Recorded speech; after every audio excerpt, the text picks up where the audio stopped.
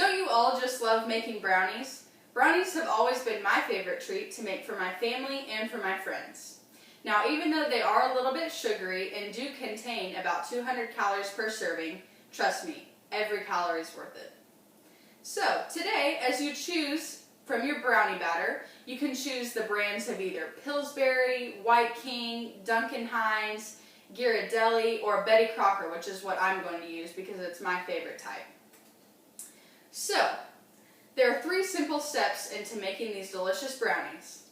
The ingredients you're going to need are a 1/4 cup of vegetable oil, your brownie mix provided in the box, your cooking spray, a toothpick, 1 egg, a 1/4 cup of water, a utensil of some sort. I chose a spoon because I think it's easiest, but you can choose a fork or a knife or even just a little mixing thing. Anything you choose. You're going to get your frosting if it's provided to you in the box, your mixing bowl, and of course your pan. Now, the first thing you're going to do is preheat the oven to 350 degrees if you choose to have a metal pan. If you choose to do a nonstick pan or a glass pan, you're going to preheat the oven to 325 degrees. But now, since I chose a glass or a metal pan, then we're going to preheat the oven to 350 degrees. So once you do that, you're going to get your cooking spray. You're going to open the lid, and then you're going to spray the pan. You're going to spray the bottom of it thoroughly. And then I like to get the sides and the corners very well too, because when you take out the brownies, that way it doesn't stick to the pan. And you're going to shut that lid.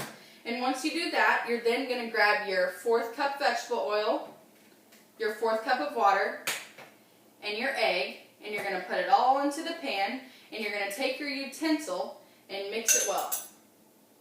And then I do that for about 1 or 2 minutes, just so as long as it's all mixed thoroughly. And after you do that, and you think it's mixed up well, you're going to make sure and check the bottom without the batter falling out. And you're going to make sure there's no powder at the bottom, because sometimes it's left there, and you just want to make sure you have it all the way mixed. And then after you do that, you're going to take your mixing bowl with your batter in it, and you're going to pour it into the pan. I usually like to pour it into the middle, and then I like to take my utensil and spread it out evenly. And once you've done that, then you're going to stick the pan into the oven and set the timer for about 38 to 41 minutes, anywhere from there that you choose. I do 38 minutes because I like the softer brownies and the more chewy, but that is totally up to you.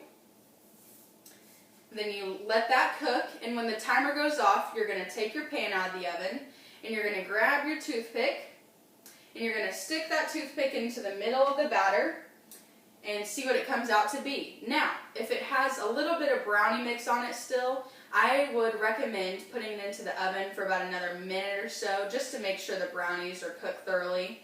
But if it doesn't have anything on the toothpick, nothing at all, it comes out clean, then you've done a great job. And your brownies are done. So after that, you're going to let it cool for about 20 minutes. You can put it in the refrigerator if you choose, or you can just let it sit out there and cool down. And then it's time for your frosting.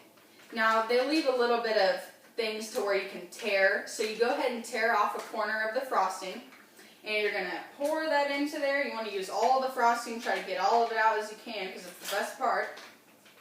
And then you're going to spread it out. You can get either a new utensil, or you can use the same one you used to mix your batter, and go ahead and spread that frosting out evenly across the pan. And once you've done that, you can get a knife and cut up the brownies however you choose, however you guys like it. And you have made some delicious Betty Crocker fudge brownies.